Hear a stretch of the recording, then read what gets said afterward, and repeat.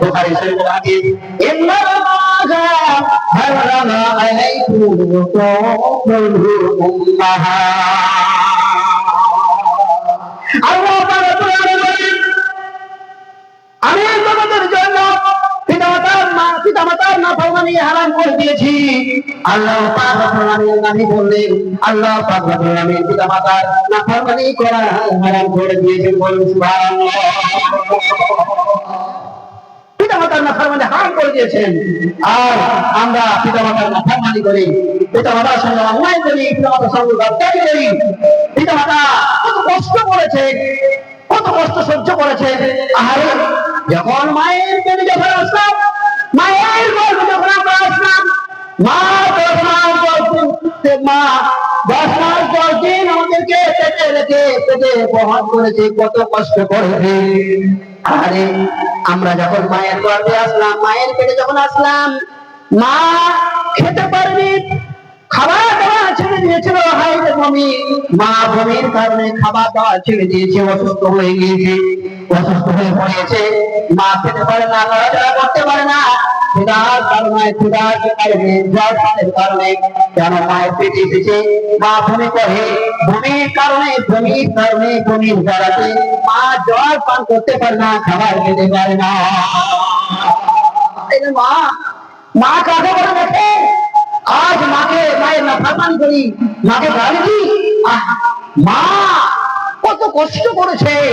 যখন মায়ের গর্ভে আসলাম, ধীরে ধীরে মায়ের পেটে বড় হলাম। মা যত আমরা মায়ের পেটে বড় হই, ধীরে ধীরে বড় হয়, মা কত কষ্ট, বৃদ্ধ হয়, কত কষ্ট বাড়ে। মা কত কষ্ট করেছে, আমরা মায়ের পেটে নড়াচড়া করতে থাকি, মা কষ্ট পেতে থাকে, পায়ের জুতা যখন মারি।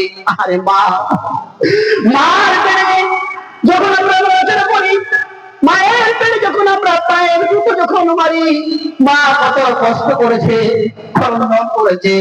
এই ক্রন্দন, এই কষ্ট, আহারে 10 মাস 10 দিন ধরে সহ্য করেছে। আহারে বিছানায় ঘুম পাড়তে পারেনি, ডান দিকে ঘুম হচ্ছে, ডান দিকে হচ্ছে, বাম দিকে হচ্ছে, পেটের ব্যথা, পেটের যন্ত্রণা, পায়ের জুতো দিয়েছি মায়ের পেটে, ঘুমাতে পারছে না, বসে থাকতে পারছে না, দাঁড়িয়ে থাকতে পারছে না, কোন মুহূর্তের জন্য টিকে থাকতে পারছে না। মা 10 দিন ধরে কষ্ট সহ্য করেছে। হ্যাঁ রে মা, এই মায়ের আমরা নাফরমানি কিভাবে করি বলুন তো যুবক ভাইরা, কিভাবে আমরা মায়ের নাফরমানি করি? হায় রে মা, 10 মাস 10 দিন ধরে আমাকে আপনাকে পেটের মধ্যে রেখেছে, খাওয়া দাওয়া বন্ধ, চলাফেরা ভালোভাবে করতে পারে না, কাজকর্ম করতে পারে না, এত কষ্ট করে সংসারের কাজকে মেনটেন করে, কত কষ্ট করে করতে পারবে না, করতে পারবে না। তবুও সমস্ত ব্যথা বেদনা বুকে নিয়ে, পেটে নিয়ে কি করে মা সংসারকে মেনটেন করে, সংসার মেনটেন করে। সন্তান 10 মাস 10 দিন যখন মায়ের পেটে থাকলাম, তারপরে যখন আমরা জন্মগ্রহণ করলাম, পৃথিবীর মুখ যখন দেখালাম, মায়ের পেট থেকে আল্লাহ পাক রব্বুল আলামিন যখন আমাদেরকে পৃথিবীর মুখ দেখালেন, যখন আমরা জন্ম নিলাম মায়ের পেট থেকে, আমাদেরকে মা যখন জন্ম দিলেন, পৃথিবীর যখন মুখ দেখালেন, হায় রে মা, হায় মায়ের কষ্ট, মায়ের কষ্ট, মায়ের বেদনা একমাত্র মাই বলতে পারবে, তাছাড়া কেউ বলতে পারবে না। মা জন্ম দিয়েছে, প্রসবের ব্যথা, প্রসবের যন্ত্রণা, মায়ের প্রসবের যন্ত্রণা মা বলতে পারবে না, মায়ের প্রসবের বেদনা ছাড়া কেউ বলতে পারবে না, একমাত্র মাই বলতে পারবে। সন্তান ভূমিষ্ঠ হয়েছে, রক্ত রক্তিত হয়ে গেছে, এত কষ্ট, এত বেদনা, এত ব্যথা, এই সমস্ত ব্যথা সহ্য করল, সমস্ত ব্যথা ভুলে গেল।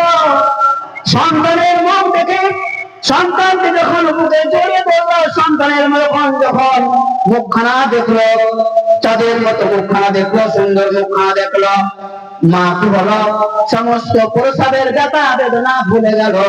আরে মা কত বড় দেখো, সমস্ত বেদনা, সমস্ত কষ্ট ভুলে গেল, জ্বালা যন্ত্রণা ভুলে গেল, মনে হচ্ছে কোনো কথা হয়নি, কোনো বেদনা হয়নি, মা কষ্ট পায়নি, এত রক্ত বইয়েছে, সমস্ত রক্ত বয়ে যাওয়ার কথা, বেদনার কথা, দুঃখ কষ্ট সমস্ত ভুলে গেল। চন্দ্রের মতো মুখের মুখ দেখে, সন্তানের মুখ দেখে, আহারে সন্তান, এই সন্তান আজ আমরা কি করি? মায়ের নাফরমানি করি, মায়ের সঙ্গে অন্যায় করি, মাঝে বাড়ি মা তুচ্ছ মনে করি আমরা। মা সন্তান, মা প্রসাদ আমাদেরকে জন্ম দিলেন, পৃথিবীতে আসলাম।